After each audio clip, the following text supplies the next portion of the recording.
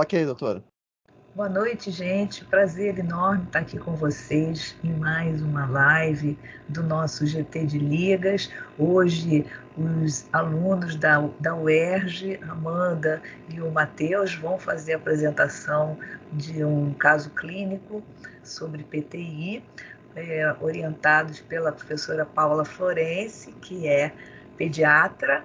E nós convidamos o nosso amigo, o professor Paulo Ivo, que é hematologista infantil, lá do IPPMG, professor da UFRJ, consultor técnico da área técnica de doença falciforme do Ministério da Saúde e membro do DC de Hematologia e Medicina Transfusional. Então, um grande prazer estar aqui com vocês hoje. Eu vou passar a palavra para os alunos, para a Amanda e para o Matheus, e depois, então, eu vou passar brevemente para a professora Paula e depois para a palestra do professor Paulo Ivo. Ok? Vamos lá? Isso. Quero lembrar que nós temos o Consoperj, não falei antes, eu queria falar isso antes.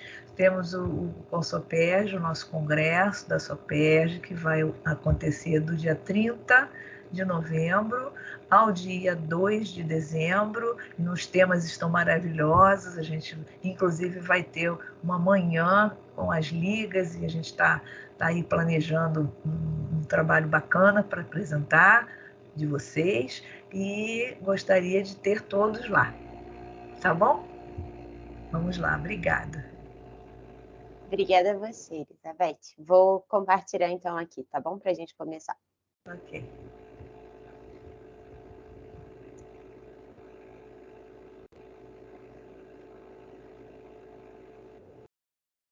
Tá compartilhado. Estão me ouvindo direitinho? Sim. Tá tudo certo? Beleza. Sim, pode continuar. Boa noite, gente. Eu sou o Matheus, sou presidente da Liga Acadêmica de Pediatria da UERJ, na Faculdade de Ciências Médicas. A Amanda é a vice-presidente da Liga e nós viemos trazer uma apresentação cujo o tema é Desafios Diagnósticos da PTI. Pode passar, Amanda. Bom, para a gente organizar nossa apresentação, em primeiro lugar, a gente vai fazer a exposição do relato de caso com o caso do nosso paciente lá no Pedro Ernesto. Depois a gente vai fazer uma breve introdução, explorando a definição, epidemiologia e sintomatologia da púrpura trombocitopênica imune, o diagnóstico também, como ele deve ser feito, a questão dos exames complementares a serem solicitados e os diagnósticos diferenciais para essa doença. Por fim, a gente vai fazer uma conclusão com os objetivos gerais da apresentação. Bom, relato de caso, identificação THSR, 8 meses, masculino. 31 do 5 lactente, masculino, 5 meses, há 5 meses iniciou quadros de manchas vermelhas pelo corpo tipo petequias, sem outros sintomas associados. As manchas evoluíram para hematomas, que se estenderam pelo corpo, o que levou a mãe a procurar atendimento na emergência no Hospital Municipal Rocha Faria, no dia 3 de 6 de 2023. Colhido hemograma que evidenciou anemia e trombocitopenia, sendo solicitada a internação do paciente no Loreto. Durante a internação, foi diagnosticada dengue por teste rápido, SIC, além de aventada a possibilidade de PTI, sendo prescrito hidrocortisona intramuscular e prednisona 1 mg/kg por dia. Todas as tentativas de acesso a locais de punção de sangue e injeções intramusculares evoluíram para hematomas volumosos. No dia 5 de 6 de 2023, foi solicitada a transferência do paciente para o Hospital Universitário Pedro Ernesto, devido à queda de plaquetas importantes de 32.000 para 1.000 em 24 horas. A mãe nega febre, sinais de sangramento ativo ou outros sintomas durante todo o quadro, e relata um quadro de síndrome gripal há um mês.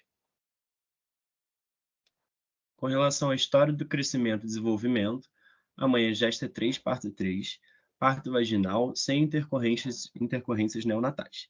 Crescimento e desenvolvimento neuropsicomotor adequado para a idade. História vacinal, realizadas vacinas de 4 meses. VIP penta mais rotavírus mais pneumo 10, dia 6 de 5 de 2023.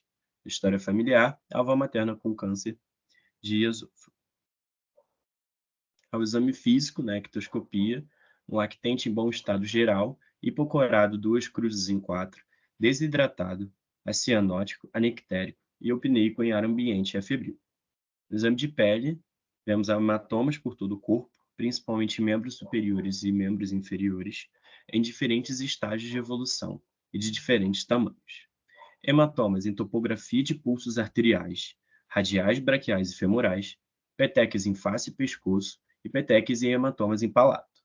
No aparelho cardiovascular, temos um ritmo cardíaco regular em 2 tempos, sem ausculta de sopros. No aparelho respiratório, vemos um murmúrio vesicular universalmente audível, sem sinais de desconforto respiratório. No abdômen, se encontra típico, peristáltico, indolor à palpação superficial e profunda, um fígado palpável a 2 centímetros do rebordo costal direito, sem palpar o baço e o traubo livre, com a genitália de G0, P0.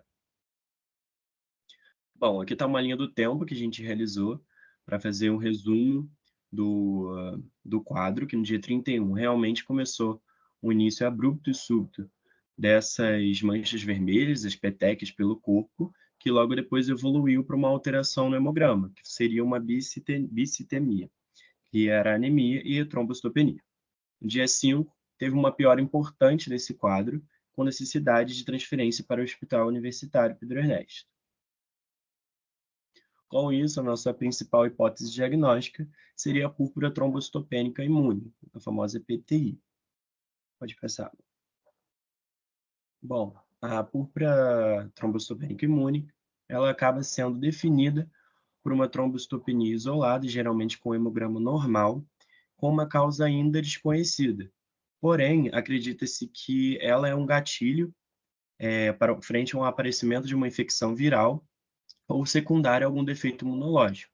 É importante a gente falar que o nome vem mudando, justamente porque não existe púrpura nessa doença. Então, acabaria sendo o nome uma trombocitopenia imune.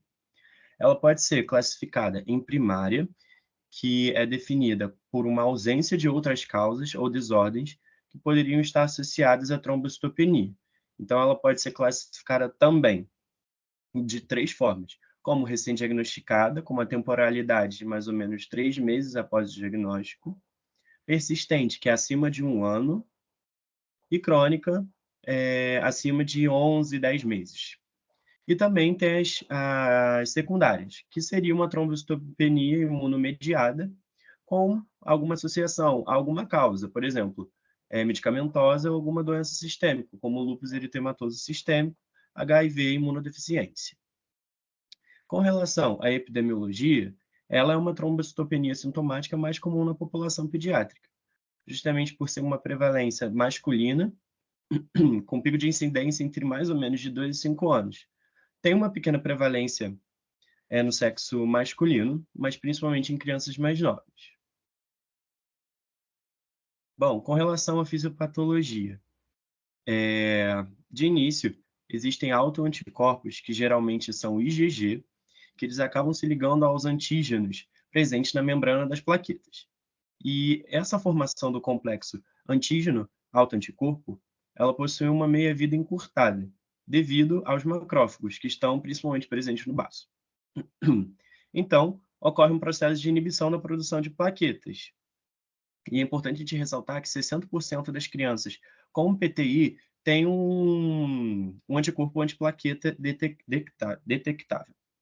E já os pacientes que não possuem esse autoanticorpo detectável, acredita-se que existe, então, um mecanismo imunomediado que leva a essa trombocitopenia. É importante a gente falar que essa presença do anticorpo antiplaqueta, ela não é considerada um método de diagnóstico e nem auxilia, justamente porque tem uma baixa sensibilidade e especificidade. Com relação ao quadro clínico, os sintomas clássicos, que é aqueles que a gente realmente tem que ter uma atenção a mais por serem típicos de uma PTI. Quais seriam eles? As petequias, equimoses, hematomas e sangramentos cutâneos e de mucosas. Já os sinais e sintomas sistêmicos são aqueles que não têm muito valor, no caso, para a PTI. Porém, a gente deve prestar atenção por ser um diagnóstico de exclusão. Então, a gente precisa ver se esse paciente está tendo um desses sintomas para que a gente possa excluir uma PTI. No caso do exame físico, eh, existe uma raridade, né, no caso de uma linfonodomegalia e hepatomegalia. Só que, em 10% dos casos, a esplenomegalia ela pode estar presente.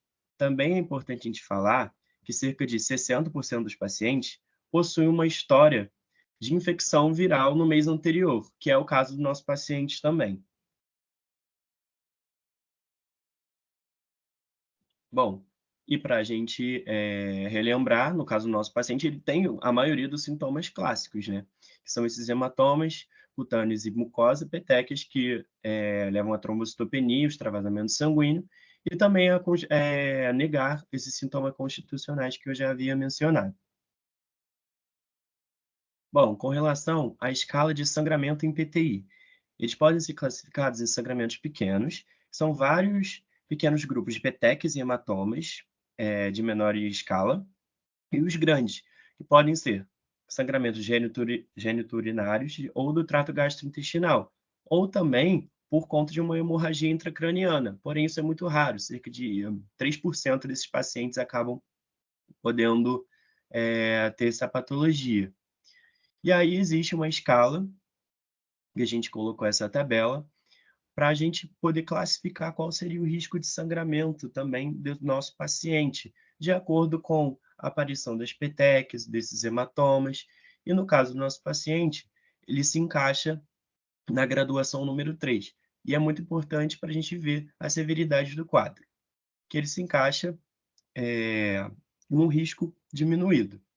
E existe alguns fatores de risco para um sangramento severo, justamente a própria trombocitopenia, a púrpura, que mostra a questão do extravasamento sanguíneo, o trauma, principalmente na cabeça, como eu havia dito, da hemorragia intracraniana também, a exposição a antiplaquetários, aspirina, ibuprofeno, anti-inflamatórios não esteroidais, ou anticoagulantes, heparina, varfarina.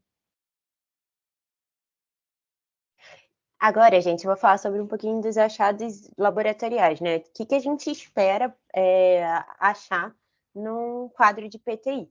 Então, como a gente falou, né? Como a trombocitopenia ela é uma marca importante da PTI, geralmente vai ter um hemograma. O hemograma ele é importante para que a gente faça esse diagnóstico. E o que vai vir nesse hemograma? Geralmente uma trombocitopenia, então plaquetas abaixo de 10.000, e geralmente o resto do hemograma vai estar normal. Porém, pode ter uma anemia, uma leucocitose associada. E aí, essa anemia geralmente ocorre por conta do sangramento, então, geralmente é uma anemia microcítica. E essa leucocitose, ela pode estar associada àquele possível gatilho que o Matheus falou para a gente, da doença, né? De alguma infecção viral, por exemplo. Outro exame que é muito importante para a gente fazer o diagnóstico, e aí outra coisa que é muito importante é lembrar que o diagnóstico de PTI ele é um diagnóstico de exclusão, né? Então a gente precisa pesquisar uma gama de doenças antes de fazer esse diagnóstico. E aí um exame que é muito importante para a gente fazer isso é o esfregaço de sangue periférico, né? A lâmina de sangue periférico. E o que a gente vai esperar na PTI? É um número de plaquetas diminuído, né, a trombocitopenia, que a gente já viu no hemograma, e elas podem estar com um tamanho um pouquinho aumentado ao normal. Mas a gente pode ver que não é uma alteração muito expressiva, né? É uma alteração que é esperada para o quadro do paciente. Mas vocês vão entender mais para frente por que é tão importante a gente fazer essa lâmina de sangue periférico, tá? Um outro exame que a gente colocou aqui, né, a biópsia de medula, ela é importante, porém, ela não é feita para todos os pacientes, tá? Primeiro, é um exame super invasivo, né? Super invasivo não, mas um pouco invasivo.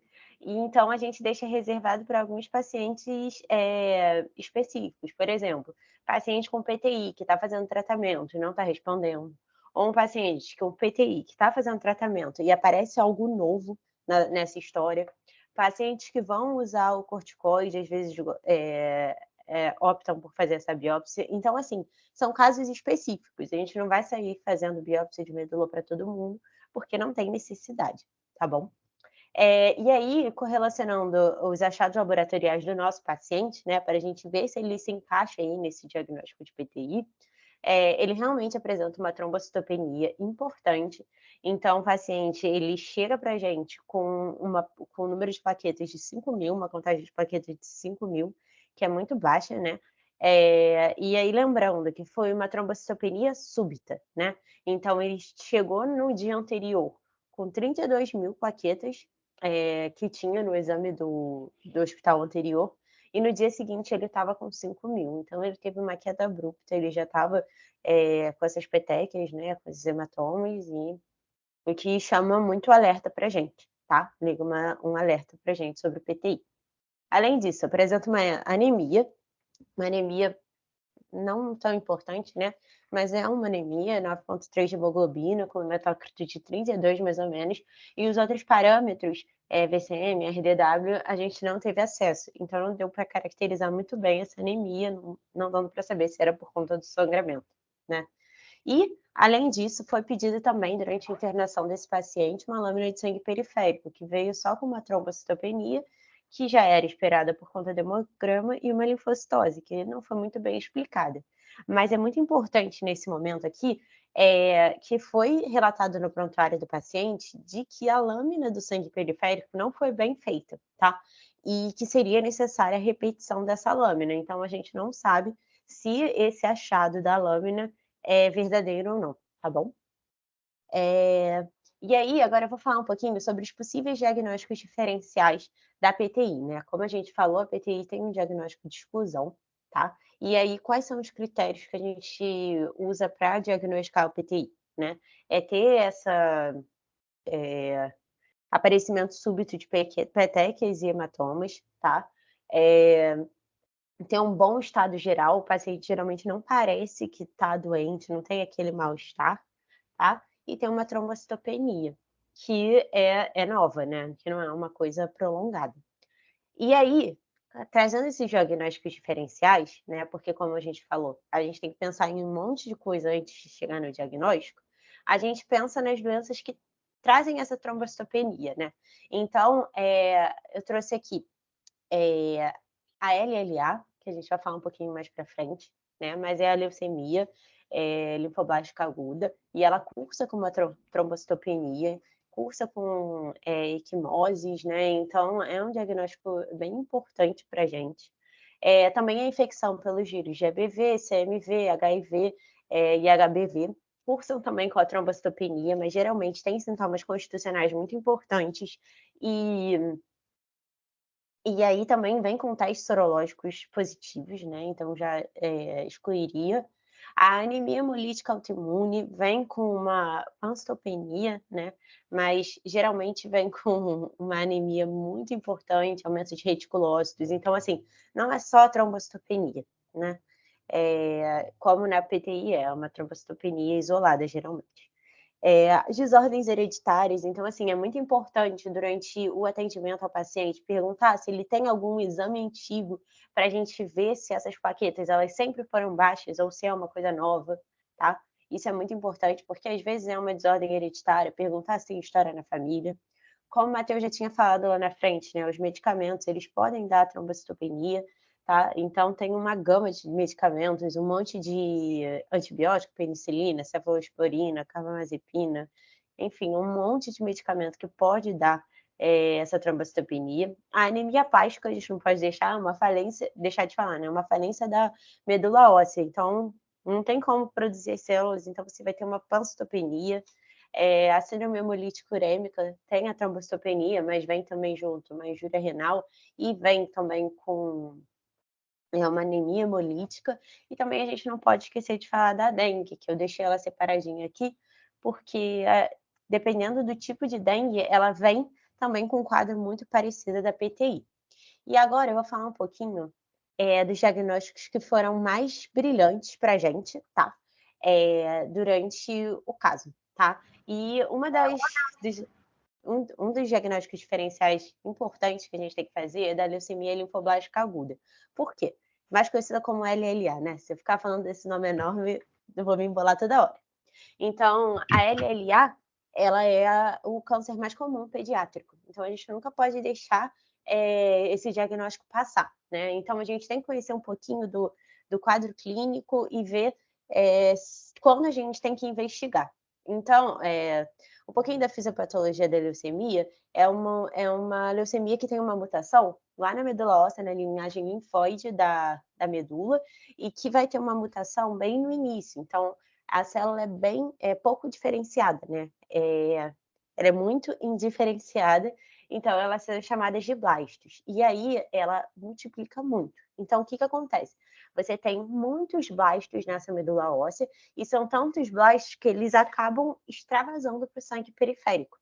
Então, você acaba tendo uma falência dessa medula, né? Uma pancitopenia, não falência da medula, mas uma pancitopenia, porque a medula não consegue trabalhar direito. E aí, tá. Então, a gente vai ter uma trombocitopenia, porque vai ter uma pancitopenia, claramente as plaquetas vão estar baixas. Então, a gente não pode deixar de pensar na LLA. E aí, eu trouxe aqui fatores que fariam a gente pensar na LA e que falam a favor da LLA, tá? Então, uma hepatomegalia, ela é comum. Uma coisa que é importante na LLA, geralmente o paciente ele tem sintomas constitucionais que o nosso paciente não tem, tá? Então, a hepatomegalia, que foi falada no exame físico, não foi muito bem estudada, mas que seria a favor da LLA. A trombocitopenia, que eu acho que é o cerne do nosso caso, né? A gente não pode deixar de falar. E a anemia, que a gente não tem muitos comemorativos para falar sobre ela, né? A gente não sabe se tem uma reticulócito, então ficou uma coisa um pouco largada. O que fala contra o diagnóstico de LLA? Os sintomas sistêmicos, né? Então, febre, dorose, perda de peso, inapetência, anorexia. O nosso paciente não tem nada disso. O nosso paciente é aparentemente normal, parece que não tem doença, o que fala um pouco contra a LLA, mas a gente não pode falar, não tem sintoma constitucional, não é leucemia, porque a gente sabe que o paciente não leu o livro, né? E além disso, a presença de blastos no sangue periférico. Isso é um achado que é muito importante na leucemia, ele tem que estar presente e que no nosso paciente não está. Aí a questão é, será que esse sangue periférico foi bem avaliado, né? Como a gente falou, o exame foi um pouco controverso, então teria que ter a repetição dessa lâmina para a gente ter certeza de que não é uma leucemia. E agora, por último, mas não menos importante, falar sobre a dengue, né? Quando a gente pensa na dengue, ela pode ser sim um diagnóstico diferencial da PTI, principalmente por conta da febre hemorrágica da dengue, que dá exatamente sangramento cutâneo e de mucosa, né? Que é o que nosso paciente apresenta, dá uma trombocitopenia também, porém, não tem os sintomas constitucionais, né? Que a gente vem frisando o tempo todo. O paciente não apresenta. Geralmente na dengue vai aparecer dor no corpo, dor articular. Nosso paciente não tem nada disso. Lembrando que o nosso paciente é muito novinho, então as queixas são muito difíceis também de serem identificadas. Além disso, como a gente falou lá no início, nosso paciente, até então, a gente não tem certeza, né? Mas veio com uma sorologia positiva de dengue. Então, poderia ser sim a causa desse quadro, mas ele pode ser também, a dengue pode ser um gatilho para PTI, como a gente falou, algumas infecções virais, como a etiologia ainda é desconhecida, acredita-se que algumas infecções virais sejam gatilho para essa PTI. Então, seria também um outro diagnóstico que seria importante a gente pensar, e que foi aventado também durante a internação do paciente. Então, por fim, voltando para o nosso caso, quando o paciente chegou lá no UPI, ele precisou realizar transfusão de plaquetas e de imunoglobulinas, tá? A gente não sabe muito bem, muitas informações sobre isso, não estava muito bem descrita no prontuário, né? Mas a gente sabe que em 6 dias ele recebeu alta, provavelmente com estado geral melhor, né? Porém, com uma consulta marcada no ambulatório de hematologia para investigar essa bicitopenia, né? Para investigar essa anemia e essa trombocitopenia que a gente veio falando aí durante todo o caso. Então, assim, a suspeita principal é de PTI, porém, a gente não pode fechar esse diagnóstico não tendo certeza de que esse sangue periférico não tem blastos. Por fim, a gente queria falar um pouquinho sobre o tratamento, porém seria um outro capítulo seria muita coisa para falar, então a gente deixou um pouco mais na questão do diagnóstico mesmo, saber o quadro clínico, saber quais passos que a gente tem que tomar para conseguir fazer esse diagnóstico, né?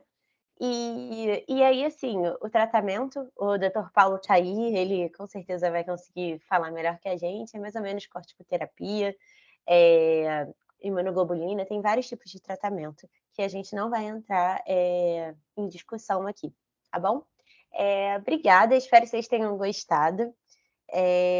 E a gente está aberto aí a comentário, qualquer dúvida. Nosso Instagram lá da Liga é LipedUERJ. Quem quiser seguir a gente lá, às vezes a gente posta um pouco do nosso trabalho. Parabéns, meninos, apresentaram muito bem. Que orgulho, né, Paula? Dá um orgulho para a gente, isso, né? É muito bom. Eu vou passar já para a professora Paula, só queria perguntar uma coisa. Eu vi lá 8 meses ou 5, eu não entendi. Lá no comecinho. Mas lá no comecinho, só para eu entender aqui. Eu acho que foi erro de digitação. Desculpa. Tá. E qual é a idade da criança? 5, né? 5. Isso, Tá. isso. 5. Tá. Isso. Tá bom. E eu vou passar agora para a professora Paula, para ela falar brevemente, e depois para o professor Paulo Ivo. Tá. Na verdade, quando eles me procuraram para falar sobre...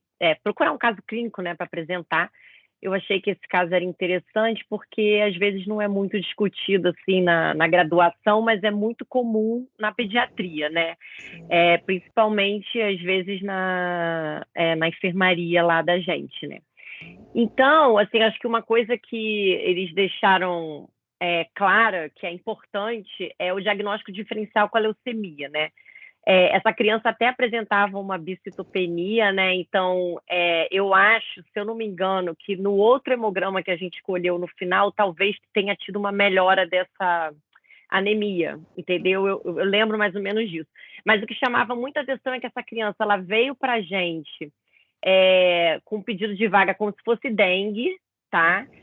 E ela tinha realmente uma plaqueta de 30 mil e depois, no dia seguinte, já estava 5.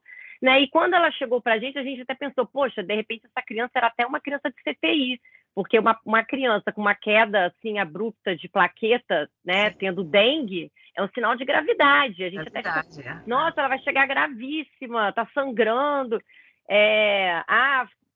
Tipo, subestimaram o quadro da criança. No final, acabou chegando lá na enfermaria e a criança estava ótima. Né? O estado geral da criança era maravilhoso. Realmente ela não tinha nada de... Ela estava mamando, né? Ela não tinha nada de gravidade a mais para a dengue. Né? Eles falaram para a gente que eles tinham um teste rápido positivo, mas a gente não teve acesso a esse teste. Né? A gente não conseguiu confirmar. A gente não teve acesso ao teste, então não ficou claro exatamente, né, se era NS1 mesmo, que fecharia o diagnóstico de dengue, ou se era alguma sorologia tipo IgG, aqueles testes rápidos que faz também só com gota de sangue, né? Então, às vezes, não fica muito claro, e a gente não conseguiu esse exame, mas enfim. Aí, o que aconteceu? Quando a hemato avaliou, eles fizeram a lâmina que realmente não ficou tão adequada, mas eles falaram que por eles era PTI, né? Até porque o estado geral da criança era muito bom. E isso é uma coisa que chama muita atenção em PTI, tá? O estado geral da criança é muito bom, mas como vocês falaram, geralmente é um pré-escolar, não é um lactente, né? Então isso deixou a gente com uma pulga atrás da orelha, mas PTI é bebê, só que ao mesmo tempo a criança estava com 5 mil plaquetas, né? Num primeiro momento foi feita a plaqueta, que não é o recomendado até para PTI, a não ser que esteja correndo risco de vida, né? Mas essa criança estava sangrando, não sabia se era dengue, se não era, e acabou fazendo a plaqueta, tá? E essa criança ainda tinha esse agravante de ter feito, essa história de ter feito um corticoide lá, então no começo foi bem confuso para a gente, né? Porque isso é uma coisa também que vocês têm que ficar bem claro, né? A gente não deve fazer corticóide, a não ser que a gente tenha certeza que não é leucemia, porque senão a gente começa a queimar a etapa e isso vai atrapalhando o nosso diagnóstico, tá? Então, no final das contas, foi decidido que provavelmente aquilo era uma PTI, a gente fez imunoglobulina, tá? A gente coletou sangue antes da imunoglobulina, porque isso é uma outra coisa que a gente tem que sempre lembrar também. Não adianta colher sorologia depois da imunoglobulina, porque aí vem tudo positivo e aí você não faz mais diagnóstico de nada também. Então, a gente conseguiu coletar o sangue antes da imunoglobulina. E no final, depois que a criança já tinha ido embora, já tinha aumentado plaqueta, ela veio com uma IgM positiva para dengue, né? Então a gente ficou, será que foi então uma PTI desencadeada por dengue, né? Porque a princípio qualquer infecção viral poderia desencadear uma PTI, né? Mas realmente, assim, a gente até ficou surpreso de vir positivo, porque a gente pensou que talvez fosse só PTI mesmo, que não ia vir nada positivo. Mas é isso, assim, acho que tem que ficar claro para vocês, é isso. Geralmente uma criança com PTI é uma criança com um ótimo estado geral, com a plaqueta lá embaixo. E tá todo mundo apavorado, achando que a criança vai cair a qualquer momento e ia sangrar em todos os cantos, mas não é o que geralmente acontece, né? Tanto que vocês falaram aí que o risco de hemorragia intracraniana é bem pequeno, né? E ficar transfundindo plaqueta não adianta, porque ela vai destruir todas as plaquetas que você está transfundindo, tá? Acho que o Paulo Ivo pode acrescentar aí. Essa foi a nossa visão geral lá da pediatria. Perfeito. Obrigada, Paula. Excelente colocação. E, obrigada. Assim, eu vou passar a palavra para o professor Paulo Ivo e só sugerir que vocês submetam o trabalho à Consoperge, tá? Tá. Muito legal. Professor Paulo Ivo, é com você. Bom, vamos lá. Estão me escutando bem, né? Sim. Eu acho que eu vou primeiro apresentar os meus slides. Doutor, só pedir para a Amanda descompartilhar primeiro, por favor. Isso. Aí para o senhor apresentar.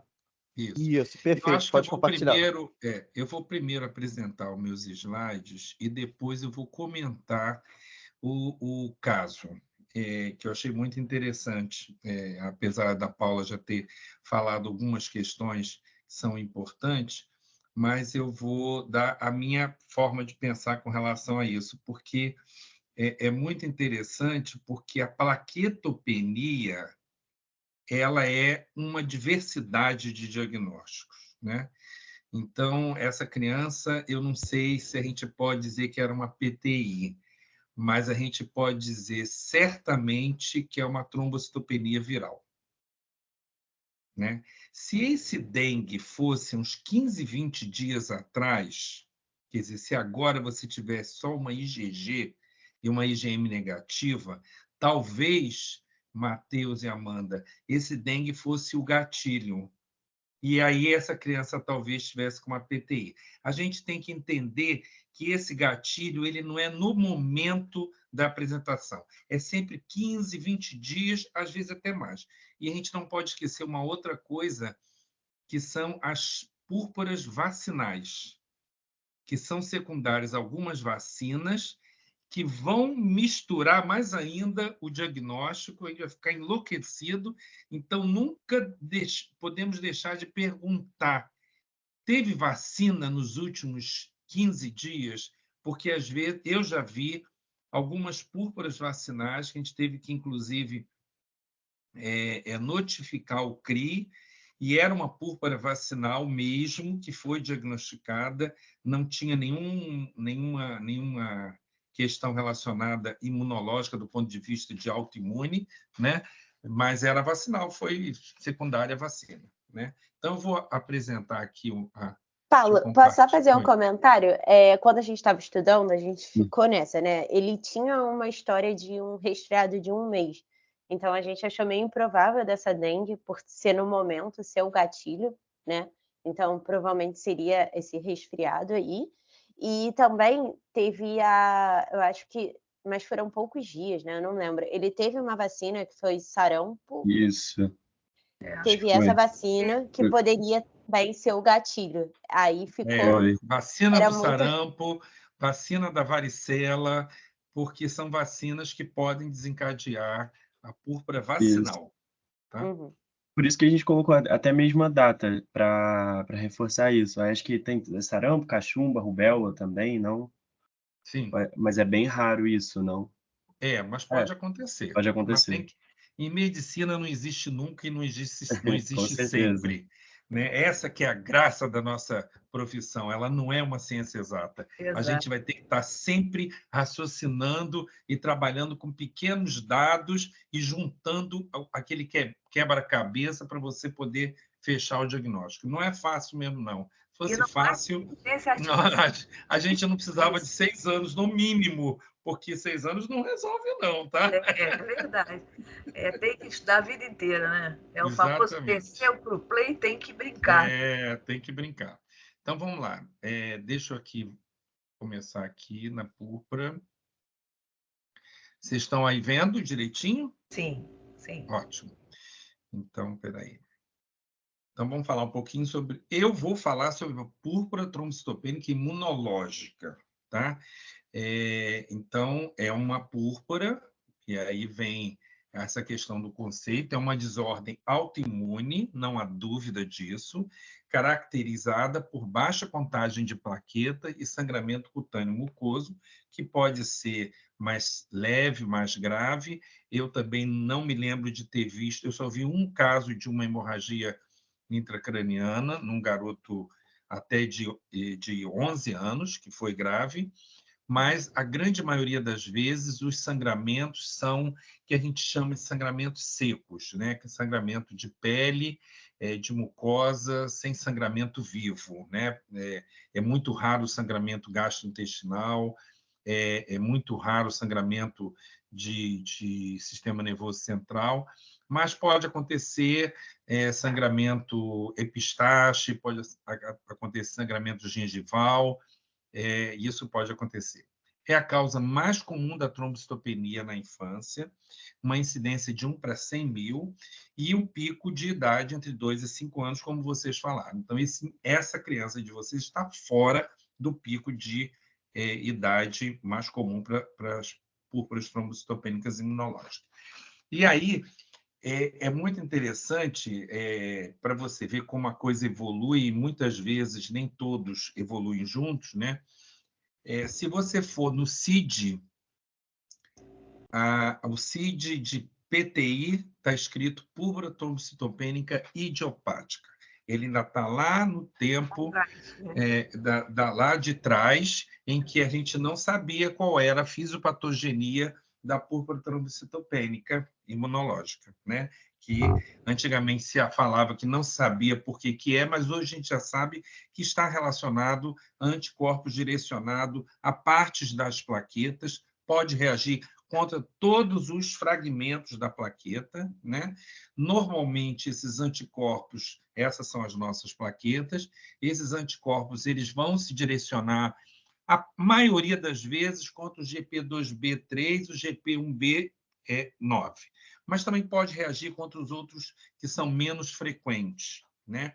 E esse complexo antígeno-anticorpo, né, esse complexo antígeno, que é a plaqueta, e o autoanticorpo, ele é reconhecido como estranho, muitas vezes pode até consumir complemento, e ele é fagocitado pelas células do sistema retículo endotelial, a grande maioria das vezes vai estar no baço. Por que eu digo a grande maioria das vezes? A grande maioria das vezes, o baço é o órgão-alvo, é o órgão que vai destruir essas plaquetas. Mas você pode ter essa destruição em outros órgãos que tenham também células do sistema retículo endotelial. Daí o motivo pelo qual nem sempre a esplenectomia consegue resolver a púrpura trombocitopênica imunológica. Então, essa fisiopatogenia, na realidade, é uma resposta imune inapropriada e desordenada que ocorre. Muitas vezes pode ser por gatilhos infecciosos, como vocês falaram, por gatilhos por questões inflamatórias, citocinas, ou então outros antígenos de outras doenças autoimunes. Então, é um verdadeiro desordenação desses estímulos, mas que vai promover uma resposta imunológica autoimune. Quer dizer, você vai fazer com que o seu linfócito produza um autoanticorpo contra a sua plaqueta. E aí, essa plaqueta, uma vez destruída, o sistema da nossa medula óssea reconhece a queda importante das plaquetas. E ela vai aumentar, existe um sistema de feedback que vai fazer com que aumente a trombopoetina, que é um hormônio que está lá dentro da medula e que vai estimular a stem cell e vai aumentar a linhagem da plaqueta, fazendo uma hiperplasia megacariocítica. É uma hiperplasia tão grande em alguns momentos que, dependendo da destruição e da rapidez com que essa destruição ocorre no sistema, no periférico, no sistema retículo endotelial, a medula óssea reconhece essa destruição tão rápida que ela aumenta rapidamente essa produção. E aí a quantidade de plaqueta na periferia vai ser o saldo da destruição e da produção. Se você destrói muito mais do que produz, a plaqueta cai. Se você produz mais do que destrói, a plaqueta sobe. Então, a medula óssea fica hiperplasiada do ponto de vista de produção de plaqueta.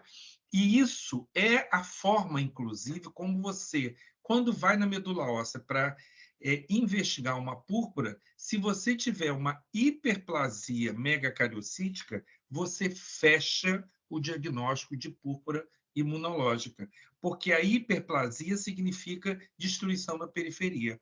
Significa que a sua medula está produzindo de uma forma tão exagerada porque está sendo destruída da mesma forma exagerada na periferia.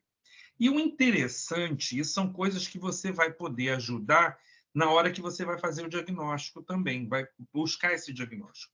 A medula você não vai fazer em todo mundo, mas quando você tem hiperplasia de medula óssea da megacariocítica, hiperplasia megacariocítica, o aumento da produção da plaqueta faz com que essa medula libere plaquetas extremamente jovens. E o que é plaqueta jovem? A plaqueta jovem é uma plaqueta grande, é uma macroplaqueta. Muitas vezes, quando você vai na lâmina do sangue periférico, que você vê plaqueta gigante ou macroplaqueta, às vezes plaqueta do tamanho de um linfócito, às vezes plaqueta do tamanho de uma hemácia. Mas você sabe que é uma plaqueta porque a coloração é diferente. E aí, essa plaqueta, interessantemente, ela não é contada nos coulters para fazer hemograma. Então, este é o motivo pelo qual, muitas vezes, quando você tem hiperplasia megacariocítica e que você faz o hemograma, a plaqueta está lá embaixo e a criança não tem quase sangramento, às vezes não tem nem tanta petequia. E quando você vai no hemograma e vai ver o PDW, não sei se vocês conhecem o que é PDW, é a variação da menor plaqueta até a maior, é o equivalente ao RDW dos eritrócitos. Então, essa variação, quando esse PDW é muito grande, isso significa que você tem plaquetas pequenininhas e plaqueta extremamente grandes. Quando o PDW é normal, é porque a maioria das plaquetas são todas do mesmo tamanho. E aí, a plaqueta gigante, ou a plaqueta macroplaqueta, a plaqueta grande, ela não é contada pelo coulter. Então, quando você vê na medula, no sangue periférico, na lâmina, você vai ver mais plaqueta por campo, inclusive com macroplaqueta, do que aquilo que você vê no coulter. Então, você fala assim, provavelmente isso deve ter, se tem macroplaqueta, isso deve ter destruição periférica.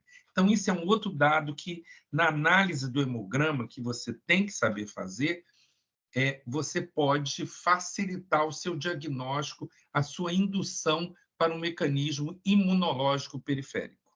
Tá? O quadro clínico, como vocês falaram, não vou repetir muito, a idade é mais de 2 a 5 anos, início abrupto, tem uma infecção viral prévia, 15 a 20 dias, né? O sangramento, a maioria das vezes, é na pele, petequias, equimoses, hematomas, pode ter epistaxe, sangramento gengival, mas hematura e hemorragia de órgãos nobres são bem mais raros, tá? Hoje, a gente divide entre aguda e crônica. Antigamente, a crônica era quando tinha mais de 6 meses de evolução. Hoje, a gente já trabalha com a classificação com mais de 12 meses de evolução como crônica. Por quê? Porque a gente sabe que a média de remissão de uma púrpura trombocitopênica imunológica é entre 5 a 8, 9 meses. Então, você não pode, porque senão você acaba classificando muitas púrpuras agudas como crônica de forma errônea.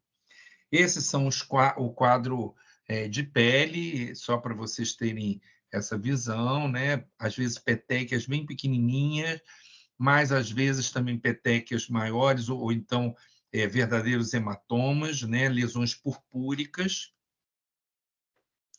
E aí a gente tem que lembrar, na hora da história, como vocês mesmos falaram, tentar evidenciar alguma outra coisa que possa ajudar no diagnóstico diferencial. Então, a presença de drogas, a presença de infecção prévia, a presença de alguma doença associada, né? Ou então, no exame físico, a presença de hepatospleno, ou focos de infecção, ou linfadenopatia, ou malformações, que vão ajudar você a trabalhar esse diagnóstico diferencial entre doença maligna, entre malformações congênitas, em secundária alguma doença outra autoimune, ou viral, né? Quer dizer, pela infecção, ou isso, como a gente fala, na realidade, secundária a uma infecção prévia que a gente chama de púrpura trombocitopênica imunológica. E aí é muito interessante a questão da LLA que vocês colocam, que eu acho que vale a pena a gente repassar. Na realidade, a gente tem que entender o que acontece na LLA nessa criança. E a gente não pode esquecer, a LMA também é a mesma coisa. Primeiro, a gente tem que entender que a LLA é uma leucemia linfoblástica aguda.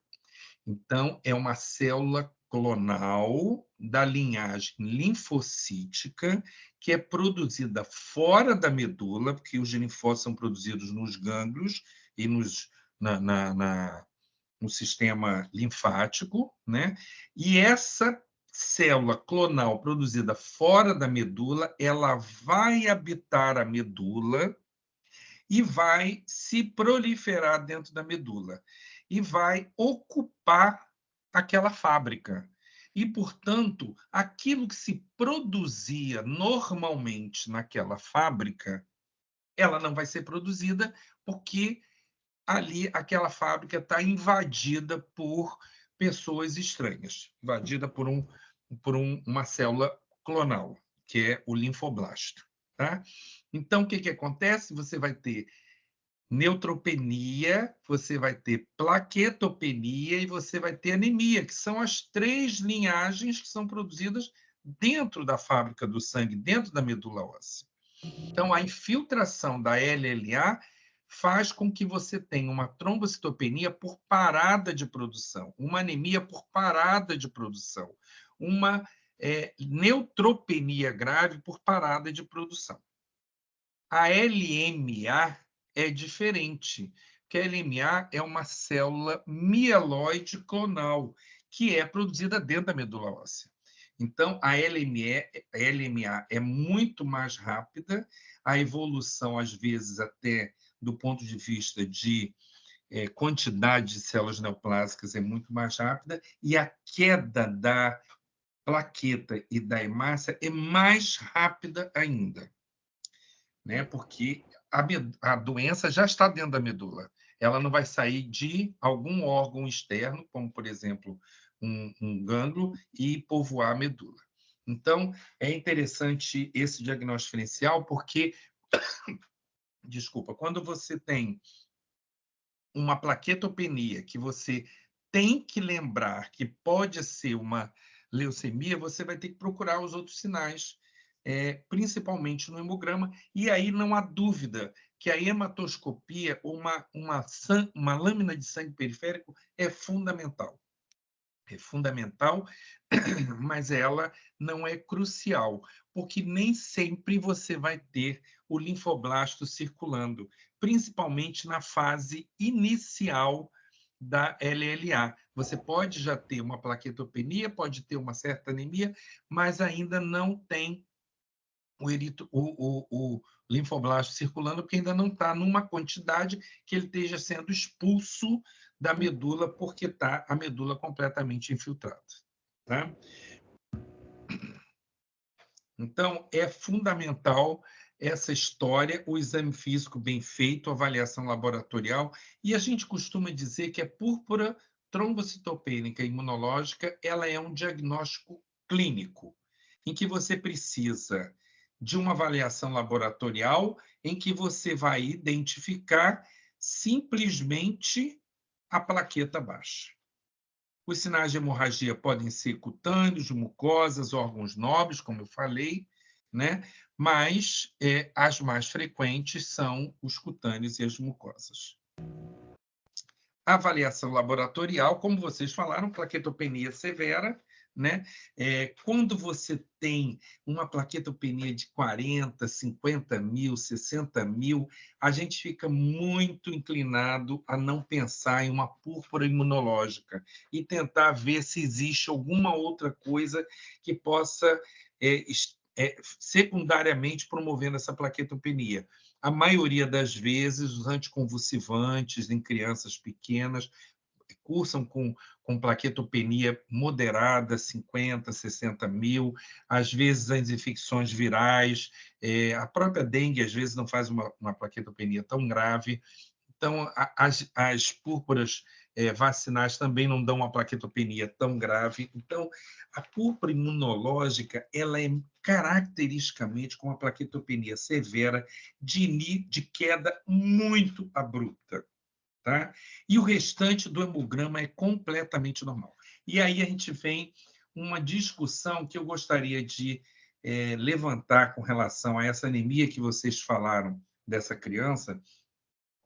Eu não ficaria tão angustiado com essa hemoglobina de 9,5, uma criança de 5 meses. Normalmente, isso, o Lanzikowski, ele tem os valores de normalidade, depois vocês podem procurar isso na literatura, mas normalmente uma criança de 2 a 3 meses, ela chega no limite inferior, eu costumo dizer, no fundo do poço da anemia fisiológica. E qual é esse fundo de poço? Entre 2 e 3 meses, o limite inferior da normalidade da hemoglobina para essas crianças é em torno de 9. Entre 3 e 6 meses, é em torno de 9,5, 9,8. Então, você veja bem, ela estava provavelmente no limite inferior da normalidade da hemoglobina para a idade que ela tinha.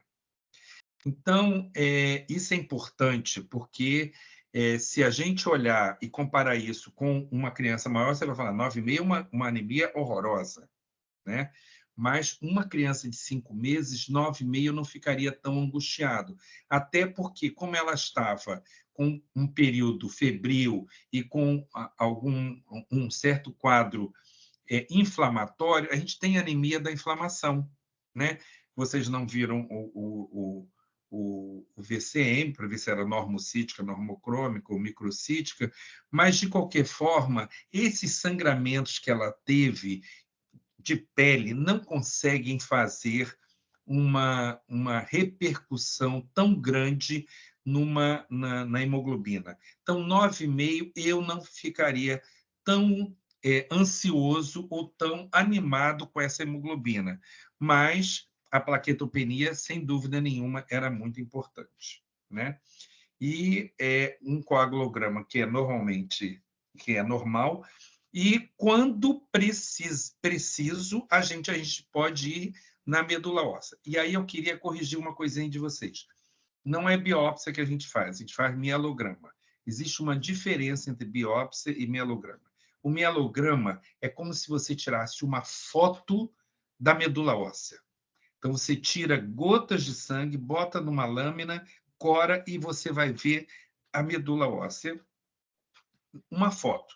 Você vai ver aonde estão as células, quais são as células, que características as células têm, se existe aquele pleomorfismo, todas as células em todos os estágios, plaqueta, pequena, megacariócito, né? E a biópsia é como se você... É um pedacinho do osso e você vai ver a estrutura da fábrica. Então, você vai ver todos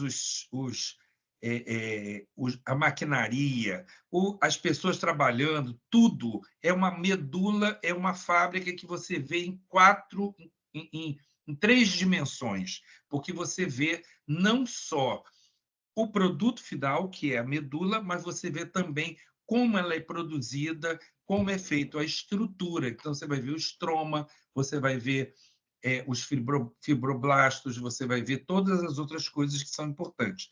Então, por exemplo, uma síndrome mielodisplásica não se faz diagnóstico com o mielograma, se faz diagnóstico com a biópsia. Uma aplasia de medula não se faz diagnóstico com o mielograma. Pode-se suspeitar, mas você precisa da medula para ver a estrutura do parênquima da medula. Mas uma leucemia você faz o diagnóstico com mielograma. Uma púrpura imunológica você faz o diagnóstico com mielograma. Então, só para corrigir aquilo que vocês falaram, concordo, eu acho que o mielograma só precisa ser feito em situações muito especiais, né? E aí, essa classificação, a maioria 80% dos casos são agudas, tem uma remissão espontânea, com excelente evolução, nem sempre precisa de tratamento, né? E a crônica, normalmente são plaquetas menores de 150 mil, com uma duração mais de 12 meses, mas normalmente não tem plaqueta tão baixa, e ela, normalmente, a crônica está relacionada com alguma outra doença de base que está promovendo essa queda da plaqueta. Então, a contagem de plaquetas e o quadro clínico, como vocês falaram, é que vão dar para a gente a gravidade clínica da situação. E qual é a conduta terapêutica? Normalmente, os guidelines, tanto o americano como todos os outros, e até o próprio PCDT do Ministério da Saúde de trombocitopenia, eles trabalham com o número de plaquetas, né? Então, as plaquetas com mais de 20 mil é observação, até porque é raro você ter sangramento molhado e vital com mais de 20 mil. Tá? Com uma plaqueta entre 10 e 20 mil sem sangramento, continuamos com observação. Se tiver entre 10 e 20 mil com sangramento, você tem que promover um tratamento específico, que eu já vou falar um pouquinho, né? Agora, a plaqueta com menos de 10 mil, é como vocês falaram, o risco de sangramento vital, mesmo que ela não tenha sangramento específico, molhado, você tem que pensar em fazer algum tratamento específico. Podemos modificar se você achar que tem macroplaquetas ou o PDW está muito alto e que aí você vai falar, bom, provavelmente não deve ser 7, 8 mil plaquetas, deve ser 15, 20 mil, porque tem muita plaqueta gigante, tem muita macroplaqueta. Bom, isso é uma conduta individual. Eu sempre vou ficar muito ansioso e muito animado para tratar quando tem menos de 10 mil plaquetas, independente da clínica de sangramento ou não. E qual é o tratamento específico? Em situações de risco, como eu falei, menos de 10 mil, entre 10 e 20 com sangramento, né, a gente tem gama-globulina endovenosa, e ela normalmente é primeira linha, porque ela não precisa de você ir na medula, porque ela não vai influenciar absolutamente a medula óssea, não vai modificar nada. Se tiver alguma outra doença que você não tenha feito diagnóstico, ela não vai modificar, né? Mas a realidade do SUS não é factível a gama-globulina. Nem sempre a gente vai ter a gama-globulina endovenosa. Você faz 1 grama por quilo, já teve protocolos antigos que fazia 200 miligramas por quilo durante 5 dias, um total de 2 de 2 gramas por quilo. Desculpa, 200 no total de 4 dias, dava 200, 2 gramas por quilo, mas hoje a gente trabalha com 1 grama por quilo, dose única, e podendo repetir mais uma dose de 1 grama por quilo se não houver uma resposta. Se não tiver resposta com 2 gramas por quilo, não adianta, não é um tratamento factível, que provavelmente não vai responder. E como é que esse tratamento ocorre? Lembrar que as plaquetas vão ter lá na sua membrana os autoanticorpos. A gama-globulina endovenosa, em altas doses, ela vai ocupar esses espaços aonde entraria os autoanticorpos e o sistema retículo endotelial não vai destruir essa plaqueta coberta pelos autoanticorpos, pela gama-globulina endovenosa. E aí você cai assustadoramente à destruição. Como a medula está hiperplasiada, rapidamente você aumenta a quantidade de plaquetas e aí você vê a resposta. Qual é o problema? Toda gama-globulina só tem duração de 15 dias. Então, se você mantém um mecanismo fisiopatológico de hiperprodução de autoanticorpo, daqui a 15 dias que você não tiver mais a gama-globulina, os autoanticorpos vão estar presentes e aí volta a cair novamente com uma queda assustadora e importante. Tá? Se durante esses 15 dias o mecanismo fisiopatológico de produção do autoanticorpo cai de uma forma importante, ainda pode ter alguns autoanticorpos sendo produzidos, mas em uma quantidade muito pequena, essa queda ocorre em menor escala, mas depois ela continua subindo novamente e ocorre a remissão. A outra opção é o corticoide. Porém, o corticoide, como vocês mesmos falaram, a Paula mesmo falou, corticoide exige-se antes uma punção de medula óssea, tá? Quer dizer, um mielograma para você afastar a possibilidade de infiltração leucêmica dessa medula, porque o corticoide ele seria talvez a droga mais importante para o tratamento da leucemia e depois os quimioterápicos. Mas o corticoide ele pode fazer uma diferenciação a tal ponto que dificulte depois o seu diagnóstico da leucemia e você, quando suspender o corticoide, ela pode voltar, esse blasto pode voltar a ser produzido, porém com algum tipo de resistência e aí dificultar muito o tratamento. Tanto é que pacientes em que chegue para você com uma história de uso de corticoide, você faz o diagnóstico, a maioria das vezes esses pacientes entram como alto risco pelo uso do corticoide prévio sem o diagnóstico. E a outra opção é a transfusão, que vocês fizeram de vocês, e o que a gente faz primeiro, a transfusão só se faz em situações extremas, em que há sangramentos vitais, e quando faz, é interessante fazer junto com a gama-globulina. Então, ou 2 veias separadas, que é o ideal, em cada veia a transfusão e na outra a gama-globulina, porque a gama-globulina vai se ligar a essa plaqueta que está entrando e vai impedir que o autoanticorpo destrua essa plaqueta que está sendo feita, com a tentativa de parar o sangramento que está ocorrendo e que é vital, né?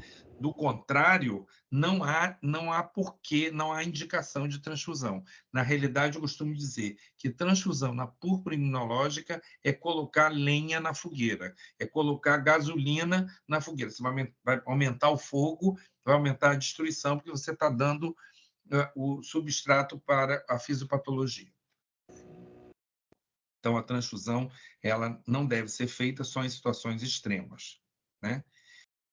O tratamento sintomático é fundamental que seja visto algumas questões que podem dificultar e que podem piorar, então evitar o uso de de antiagregantes plaquetários, o AS, evitar injeções intramusculares, evitar o traumatismo físico. Então, conversar com a mãe sobre os esportes de risco, que são os esportes de impacto, e nunca fazer o corticoide sem avaliação hematológica.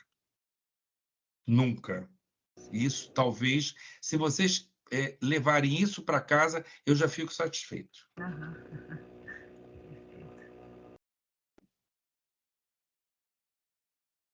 Opa, e eu esqueci de botar o último aqui, mas eu vou botar só para vocês verem que é eu agradecendo.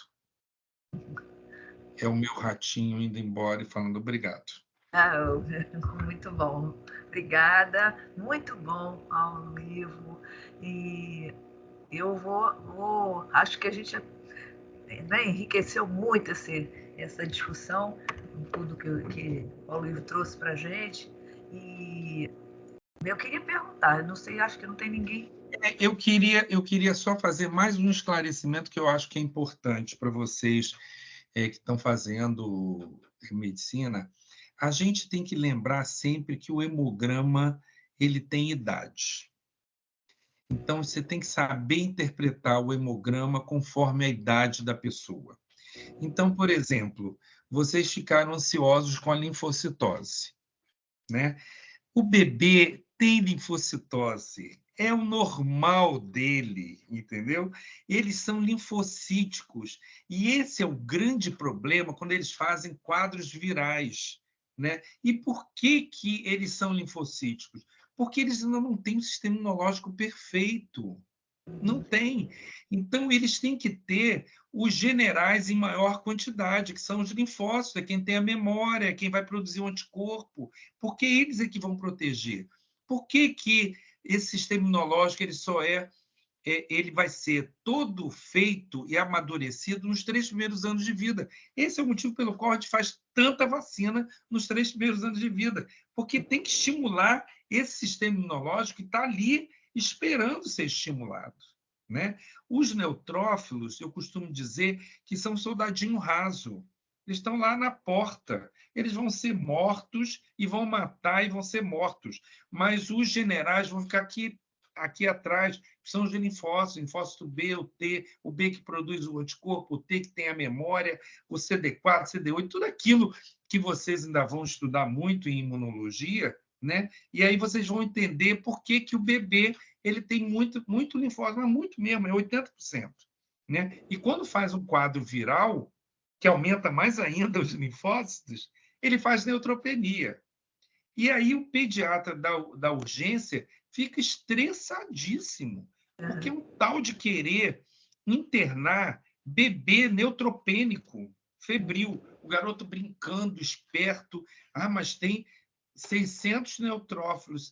Querido, mas depois que acabar, ele vai subir para 800, ele não vai subir muito, não, entendeu? Porque essas crianças são linfocíticas. Por volta dos 3, 4 anos, fica meio a meio.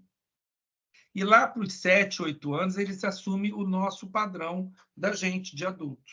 Né? Então, isso tem que ter esse conhecimento e tem que lembrar disso, a coisa da hemoglobina que varia conforme a idade, o VCM varia conforme a idade, então, o recém-nascido ele tem um VCM altíssimo, mas ele vai chegar no fundo do poço do VCM com 2 anos. Com 2 anos ele tem 70 e é normal esse VCM, entendeu?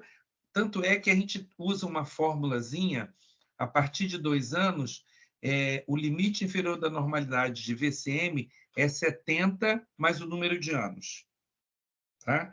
Então, com 2 anos, 70 mais 2, 72. Com 3, 70, 73, até ele chegar aos 80, que é o limite inferior da normalidade do adulto. Isso é uma regrinha que você pode utilizar sem precisar ter as tabelas. Né? E o limite superior para a macrocitose é 10 acima do que você colocou como limite inferior. Então, isso é importante, porque você precisa saber reconhecer o hemograma normal da criança, senão você vai ficar achando patologia de forma absurda, né, em todos os bebês. Por isso a gente não trata hemograma, não trata o exame, né? A gente trata... Então, assim, eu estava falando, a inteligência artificial nos ajuda muito, mas nunca vai substituir, né? Não tem Nunca. E aí eu queria perguntar, então, deixa eu ver se tem alguém aqui já fazendo alguma pergunta. Matheus e Amanda querem perguntar? Tem coisa aberta para a gente falar aqui, né? Então, assim, nesse caso, você citou, eu queria entender melhor a questão da púrpura vacinal, né? Você, na sua visão de hematologista, você acha que mais provavelmente ele fez um quadro pós-vacinal? Não, ele fez uma púrpura por dengue. Não há dúvida disso, porque ele tem um IgM positivo, né? E, pelo que eu entendi, a sorologia foi colhida antes da imunoglobulina. Uhum. Se fosse depois, a gente ia ficar entre a cruz e a caldeirinha, entendeu? Sim. Então, fazer um cumbis direto depois de uma imunoglobulina é para você se jogar debaixo da cama e chorar, porque você vai falar assim, deve ser uma anemia hemolítica autoimune, é uma síndrome de Evans, porque tem púrpura e anemia hemolítica autoimune, que tem um cumbis direto positivo. Não esqueça que isso tudo imunológico, quando você faz imunoglobulina, é IgG, IgM, é tudo ali, está misturado, é um pool. Então, você tem que tomar cuidado. Mas a Paula tinha falado e eu prestei atenção. Então, foi antes. Então, é uma IgM verdadeira. É uma IgM verdadeira, né? E, por ser verdadeira, a gente sabe que a dengue pode fazer trombocitopenia, às vezes grave, que é considerado, como a Paula falou, um critério de risco, que você precisa, às vezes, até internar, porque pode precisar de transfusão, fazer TAP-PTT, ver se não vai fazer alargamento, que pode precisar de plasma, hiperidratar, tudo isso pode. Então, para mim, não dá para caracterizar a púrpura trombocitopênica imunológica de forma muito clara, porque ela tem essa IgM para dengue, né? Então, eu também concordo com a Paula, tem que fazer sorologias. Eu já peguei vários casos com vírus Epstein-Barr, IgM positivo, com citomegalovírus, com herpes. É muito engraçado porque a gente tem uns nomes que a gente bota, torche, incomoda, torche, entendeu? Porque eu, às vezes, vou dar um parecer, a gente já fez torche. Eu falei, se você fez toxoplasmose para púrpura, para quê? Eu nunca vi toxoplasmose com plaquetopenia. Onde vocês leram isso? Me diga, porque eu preciso ler. Eu estou desatualizado. Né? A gente, Paulo, a gente também está tentando tirar esse vício lá na UERJ de falar torche, porque isso às vezes enrola mais do que ajuda. Porque o torche é para infecção congênita. Sim. Que aí você vai ter toxoplasmose, citomegalovírus, herpes, né? E torche e rubéola, né?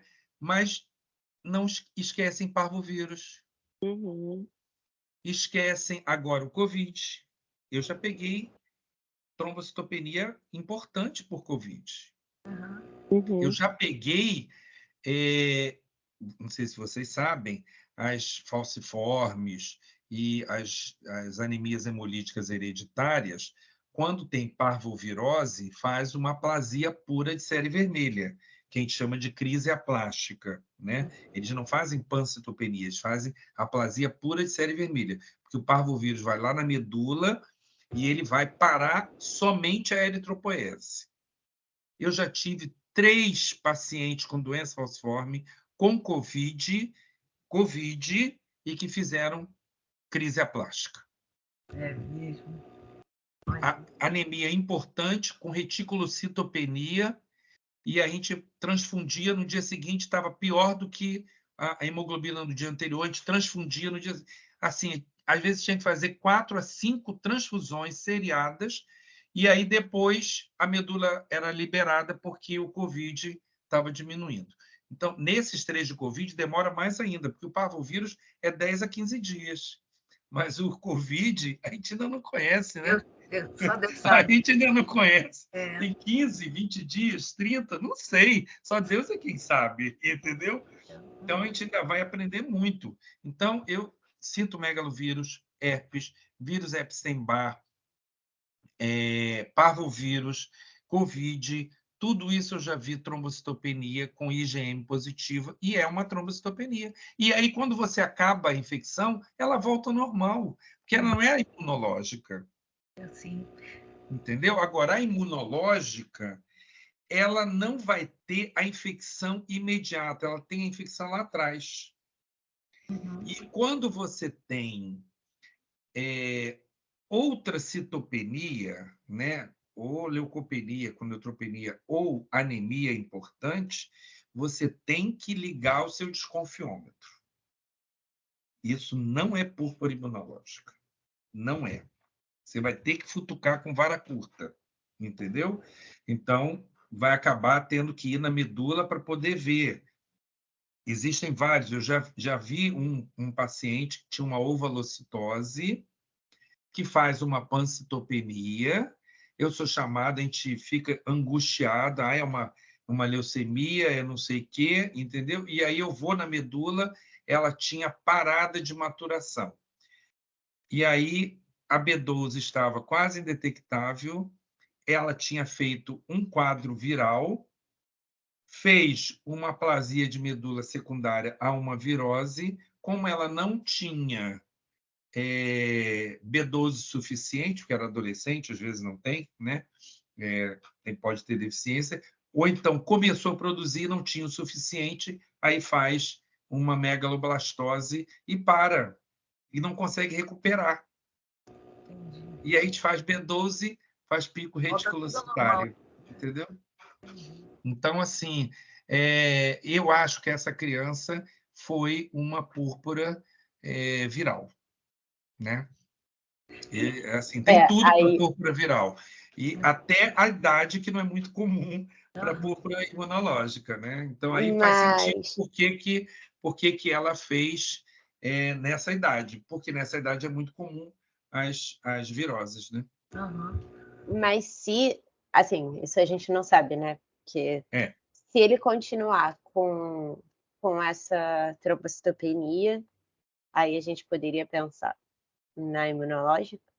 Pode. Entendi. Se ele persistir, Se ele né? persistir, Como é que foi depois da imunoglobulina? Ele respondeu muito bem, subiu. Está sem microfone. Pode ligar. Subiu sim, porque a gente deu alta para ele. Se eu não me engano, ele já estava com mais de 20 mil plaquetas quando a gente deu alta. Entendeu? Mas veja bem, na imunológica, quando sobe. Sobe mesmo. Sobe. Sai de 10 mil para 90 mil, para 120 mil. Você fala, olha só, a mãe fala assim, ele é um Deus, entendeu? É um verdadeiro milagre isso. Mas eu sempre gosto de falar, vai para casa e daqui a 15 dias temos que fazer outro hemograma. Porque em 15 dias essa imunoglobulina não existe mais nada. E aí você já sabe se 15 dias depois teve outro hemograma com plaqueta normal? Não, isso eu teria que ver, porque ele foi pela hemato, né? E às vezes tem aquele problema do prontuário paralelo, entendeu? Entendi. Problema a gente tentou procurar a história, né? Vamos procurar. Isso aí que... dá outro capítulo aqui de discussão, documentação do prontuário do paciente. É verdade, a gente não achou. Mas eu consigo descobrir por vias pessoais. É interessante, se foi uma dengue, essa plaqueta, com certeza, ela hoje está normal. Normal. Sim, Valeria a pena ver isso, verificar isso. Eu acho que o desafiador desse caso foi que ele tinha a história da vacina, ele tinha a história da dengue, ele teve até a história da infecção antes, que vocês colocaram aí. Né? Então, eu falo para eles, fazer prova é fácil. Que a pessoa vai ter que botar na prova o que é para você pensar, para não ter recurso, para não dar confusão. Mas a vida real é bem mais emaranhada. Na prova é o escarrado cuspido, né? Na prova é o escarrado cuspido, porque senão dá recurso. né? Sim, Agora, na sim. vida real, você tem que raciocinar, mas tem mesmo. E tem que pedir, chamar o médico. Não tem jeito. Aham. Chama o especialista, chama o médico. Eu falo isso. Até hoje eu ainda falo, gente, preciso de um médico aqui. Porque eu não estou dando conta disso, não. Pois é, exato. Agora deixa eu só, eu sei que já está avançada a hora, mas o papo está muito bom, né, gente? Deixa eu só te perguntar assim, nesse caso, vamos dizer o que a Amanda falou, faz lá e vê que está com a plaqueta baixa. E aí, nesse caso, valeria a pena fazer o exame da medula? Eu acho que não. Não, né? Eu não sou. O hematologista pediatra não sai fazendo mielograma à torta direita, não, porque isso é um procedimento, como a Amanda falou, muito cruento numa criança. Né? Primeiro, não dá para fazer sob anestesia. Eu não faço sob anestesia local. Não faço. Não peçam para mim, eu não vou fazer nunca. Vou fazer, botar 100% cirúrgico sob anestesia geral, porque eu preciso de o campo bom para eu poder fazer bem feito, que senão, imagina você fazer numa criança de 5 meses um mielograma, enfiar uma agulha no lombo da criança, entendeu? Lá na crista ilíaca, como se isso não doesse. Ah, não, infiltra bem. Gente, que isso, periósteo, você pode infiltrar 1 litro de coisa que o periósteo vai doer, entendeu? E, além de doer, não sei se... Bom, vocês nunca devem ter feito mielograma, feito em vocês, né? Quando você puxa o sangue da medula, é como se fosse um choque. Nossa, mãe. É como se estivesse levando um choque no nervo ciático. Tá? Então, o adulto que faz com anestesia local, você fala e o cara sabe da importância daquilo para o diagnóstico dele, ele vai ficar quieto, mas ele vai chorar, ele vai gritar, entendeu? Eu falo, pode gritar, mas eu nem adulto eu faço com anestesia local, nem morto. Sim. A dor não existe na minha vida, entendeu? Eu também Então, acho. não existe essa possibilidade. Dor, não é? Eu também não, acho. não existe. Dor não é para ser sentida. E quando ela tem sentido, você tem uma gama de analgésicos para poder usar e acabar com a dor. Então, eu não faço. Então, assim, é uma criança que precisa de um acompanhamento, como a Paula falou. Se vier com uma plaqueta normal, agora, se vier com plaqueta normal, eu ainda acompanharia mais 1 ou 2 consultas, persistindo plaqueta normal, um beijo, um queijo. Né? Se ela viesse com plaqueta ainda baixa, mas não tão baixa, sem sintomas, sem sangramento, acompanhar de tempo em tempo. Né?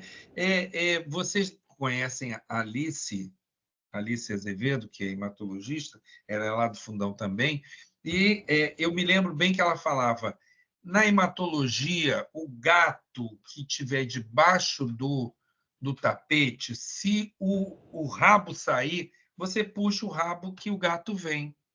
Um rabo de gato, quando você puxa, só pode vir gato. Entendeu? Não vai vir um cachorro. Né? Então, é só esperar o momento certo para você puxar o rabo. Mas tem que acompanhar. Muito né? interessante. Acompanhar, esclarecer a família, a importância de não faltar consulta, né? Porque senão entra naquela coisa do não dói no pinique, não coça. Sim. Que púrpura não dói no pinique, não coça. E aí sai correndo, nunca mais aparece. Tá? As crônicas são assim, não aparecem mesmo. E se for uma púrpura imunológica, eu só dou alta com 2 anos de plaqueta normal. E assim mesmo, quando dou alta, falo para a mãe, cuidado, que quem produziu um anticorpo na vida pode produzir outros autoanticorpos. Sim. Né? Então, assim, eu já tive umas 3 ou 4 crianças, uma, inclusive, eu dei alta, na semana seguinte ela volta com 5.000 plaquetas. 5.000 plaquetas. E aí ela falou, olha, olhou para mim e falou assim, o senhor vai tratar, agora não pense que eu vou ir embora, nunca mais. O senhor pode me dar alta, porque eu não dou alta ao senhor. Estamos fechados. Entendeu? Mas pode acontecer, sim, de repetir, porque é uma doença autoimune. Né? E aí são essas crianças que no futuro vão abrir um vitiligo, vão abrir um lúpus, vão abrir uma anemia hemolítica autoimune, entendeu? Que vai abrir uma anemia perniciosa, que são todas doenças. Vai abrir tiroidite Hashimoto, que é tudo doença autoimune. Eu tenho paciente no meu consultório, tem tiroidite Hashimoto, diabetes, anemia perniciosa e teve púrpura. É uma senhora que é boa formadora de autoanticorpos. O sistema imunológico dela, o controle de qualidade dos linfócitos é péssimo. Passa todos eles com informação para produzir autoanticorpo e o controle não tira ninguém. Generais mal formados, né? Mal formados. Muito bom. Dá vontade de a gente ficar aqui conversando. Volta para conversar com a gente? Vou te chamar. Sem dúvida. Tá? Pode chamar. Muito bom. Muito obrigada mesmo. Vou passar a palavra para o professor Paulo Ivo, depois para a gente encerrar aqui e agradecer muito essa noite maravilhosa que a gente teve. Pode falar, Paulo. Eu? Fala só para a gente encerrar suas falas finais. Não, a minha fala final é isso. Eu acho que essa criança foi uma púrpura viral, entendeu? E merece um acompanhamento, porque as púrpuras virais têm princípio, meio e fim, né? Então é só esperar normalizar. E fico à disposição, mas vocês têm um serviço de hematologia maravilhoso. Vocês têm a Andréia, vocês têm a Alice, vocês têm... são povo maravilhoso. Então, eu vou me colocar à disposição, mas vocês não precisam de mim. A gente sempre precisa de você. Nem que seja para você vir aqui para o nosso GT de Ligas, para a gente trocar. É verdade, eu estou aqui, à disposição. Eu adoro fazer isso. Eu sei. Foi muito bom. Então... Isso é incrível, gente. Obrigado. Paula. Queria agradecer também aí, né, os alunos da Liga que me empolgaram para esse evento. E foi bem legal, né? Acho que deu para a gente aprender bastante coisa, compartilhar também, né? Amanhã eu vou atrás aí do segmento da hematologia para ver o que eu descubro das plaquetas. Dá notícias para nós. Obrigada. Tá, pode deixar. Amanda? Não, só queria agradecer mesmo, foi muito legal a experiência, a troca, saber aí da púrpura viral, enfim, foi muito legal, da trombocitopenia viral, a gente já confunde tudo, né? Foi muito legal, gente, obrigada mesmo. Que bom. Matheus? Só agradecer de novo, porque, novamente, é uma experiência muito incrível, esse bate-papo que a gente teve foi de uma forma bem leve, mas, assim, de um aprendizado muito grande. E só tenho a agradecer que venham outras oportunidades como essa. Então, já podem preparar para o semestre que vem. E se for de hematologia, a gente chama o Paulo de novo. Obrigada, quero agradecer o nosso querido Diego, que está sempre, eu digo que é o nosso anjinho da guarda, está sempre aqui cuidando de tudo, né? E ele agora curtindo lá a filhotinha de 1 mês, ele tem. Nossa, é mesmo, Diego, parabéns. Sim, ele está lá com a princesa, teve até que sair um pouquinho para fazer lá dar uma ajuda para a esposa dele que pediu, e ele está sempre aqui com a gente. Então, Diego, obrigada mais uma vez. Vamos fazer, no mês de outubro, nós vamos fazer mais 2, né? Uma com a FRJ, outra com a Estácio do Médici, tá?